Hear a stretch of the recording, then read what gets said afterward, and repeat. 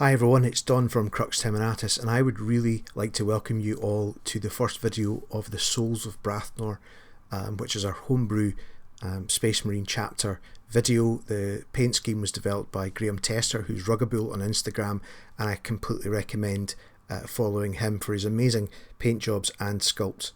So to make this as easy as possible, I decided to do the first video on how to paint a big scale model, so it's a Dreadnought, but there'll be loads of videos coming soon with standard Marines, Primaris Marines, for you to all follow along with, and we would love it if you joined us on our Facebook group, the Souls of Brathnor, and maybe even got in with some painting of your own, and hopefully we can get some traction on this. There is some fluff to come on there. It's all been written, but you haven't got it into the Facebook group yet. So it starts off with a white stripe down the middle of the torso, and Wild Rider Red is the sort of signature orange colour for the torsos. And all we're doing here is we've got that white stripe masked, so now we can paint the rest of the torso with this Wild Rider Red, which is kind of an orange really, but that's what it looks like. There's a slight crease in the masking tape at the bottom of that really sharp angle, so I'm just taking some white and tidying that up.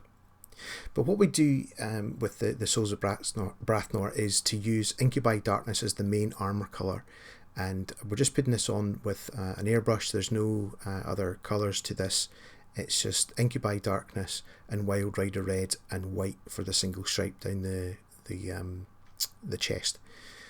So as you can see here, I've done most of the model, but this is just the leg for the bottom of the Dreadnought, and it's good to get a good coverage here. And we're going to come back in just a second and highlight it. There's what a Marine from the Souls of Brathnor looks like, and there's, as I say, there's plenty of videos coming for them, and here I'm just trying to match up the highlight colour, and the correct recipe, if you want to take it down, is 6 drops of Inkubi Darkness and 1 drop of white. You'll see here I put in 4 and then add the white. I'm not quite happy with it, so I come back and add another 2 drops of Inkubi Darkness. So just for the record, it's 6 Inkubi Darkness to 1 white, and this will give you a really nice highlight colour. So started off with the top piece, and it's like anything else, any area that would catch the sun or the light or whatever, you want to put a highlight on. And any area that's not going to get that, like the underside of this rocket launcher for example, I'm going to leave just as standard Inkubi Darkness, so it gives us a highlight and a shadow and a mid-tone. So this is the leg I'm doing again, and I'm just coming to do the bottom of it really, and the toes, the bits that stick out. And I think it looks pretty sweet when you see it all put together. I paint the metal with anything really. I mean, this is Army Painter's version of bolt gun metal, but it's just a simple case of doing all the metal. And if you're doing that in a Marine, it'd be your bolter and everything that's going to be like that.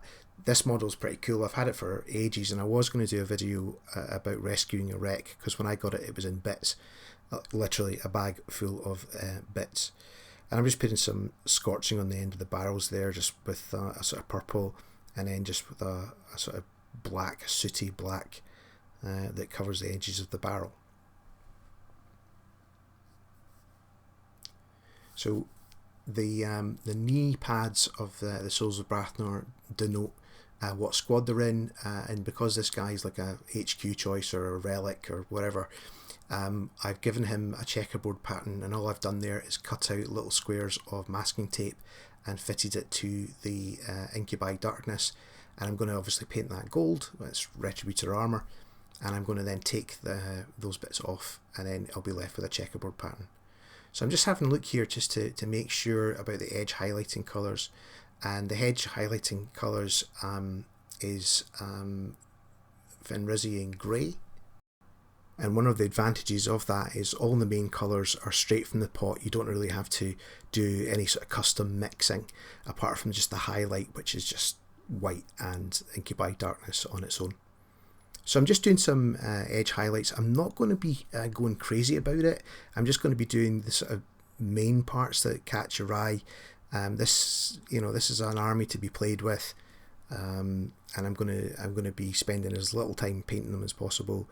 And I'm using a light orange there to highlight the Wild Rider Red, and that's called Lugganoth orange. It came from the old edge highlighting set, but as you can see, it's a pretty standard orange. I used some red wash to highlight the panel gaps in the Wild Rider red section, so I'm just using Bao red. It's an old wash, but any red wash would do there. And the fun part for me is, you know, battle damage, a bit of rust, a bit of, you know, I've seen some combat in my 10,000 years or whatever. So I like to do this, and this is just the same sort of colour as the highlight, the edge highlight. It's just, I've watered it down just ever so slightly just to make it flow off the brush a bit easier. And, you know, I think less is more with these sort of things. And this is German black brown. Again, something straight out the pot. And all I do is just go over some of the scratches and make them look like they've chipped down to the primer, or possibly even some rust going on in there. Don't overdo it, and you'll be fine. And, you know, however much you want to do is exactly the right amount, because it's your stuff. Again, this is the knee pad. I'm just making it look like he's kneed a couple of people in the face over his time. Who hasn't? And I'm just scratching up the white paint with the same Wild Rider red, and I'm going to add in some of the German camel black brown there as well, just to make sure that there's consistency if it's taken a bolt or hit. One of the things to highlight there is if you make the edges perfect, it doesn't look very realistic. So, you know, chip away at some of the edges as well. I've put on some decals with micro set, micro sol, and I'm just I've done the standard thing there, and that's what we look like when we're finished. So that's what a Souls of Brathnor Dreadnought looks like. But there's, as you can see, that's squad 1 done. I'm just waiting on, going to do some bases. I've got squad 2 ready to go as well. So if you like the Souls of Brathnor, and I really hope you do, please join us. It's a community, so, you know, if you've got any requests for help for help or painting tips or anything like that, absolutely it's the right place to go. So thanks very much, guys. Cheers, bye bye.